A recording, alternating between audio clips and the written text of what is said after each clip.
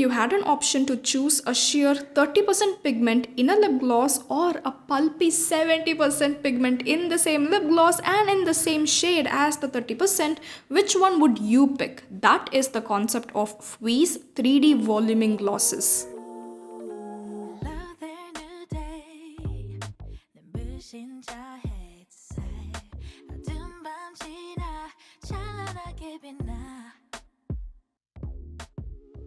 Fwee 3D voluming glosses perform like a hybrid formula of a lip oil and a thick lip gloss. It is both hydrating and nourishing on the lips while adding a glassy finish on bare lips on top of a tint and other lip products.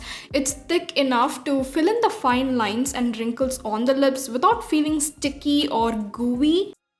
Now for reference, it's a tad bit more viscous compared to two of the thickest lip glosses in my collection, DIAM Beauty Love Potion Lip Oil and the Lakme Glitterati Lip Glaze. It's thicker and more glossy compared to Lakme and DIAM Beauty. That description sounds perfect, but why do I have the same lip gloss and the same shade in two different packaging?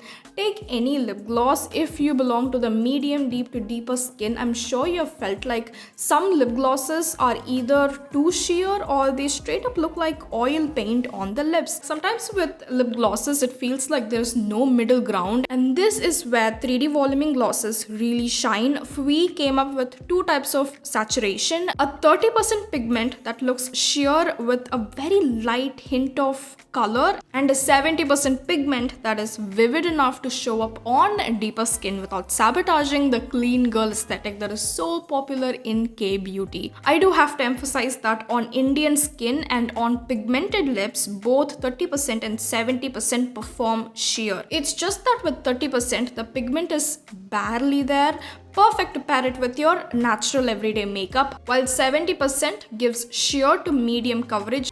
I personally prefer and recommend 70% pigment because I love how multifunctional it can be. You can wear it on bare skin, layered on top of a lip tint, and also with a full face of makeup. This looks super aesthetic and, not to forget, very trendy. Whether it's 30% or 70%, the pigment does not separate from the gloss and will not settle into the fine lines on the lips.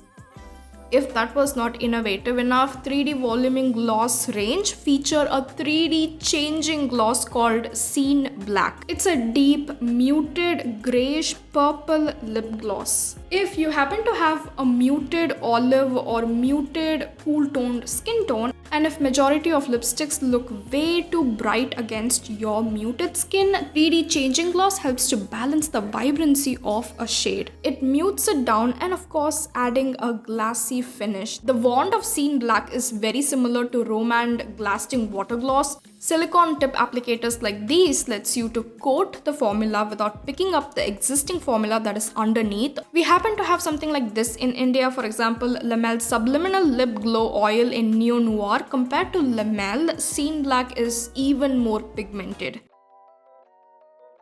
Scotch is a warm, muted, rosy brown shade. Anybody of any undertone can wear Scotch. Rosy brown is one of those unique shades that flatter almost all skin tones. Currant is a cool-toned, bright raspberry pink shade. Currant is great for bright, cool-toned skin tones. It's a little too bright for my neutral olive skin tone. Vanilla is a coral pink, but on medium deep skin, this almost looks milky. Vanilla is not my favorite shade and mostly will not work for Indian skin tones.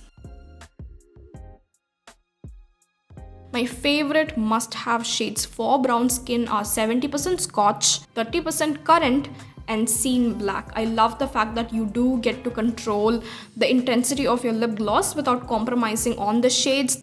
The only con I would say is if you add 2 to 3 layers, it can get sticky and gooey. It's already quite thick and viscous, so one layer is perfectly enough. What do you guys think about 3D voluming glosses? Tell me in the comments down below. I'll see you later. Bye guys.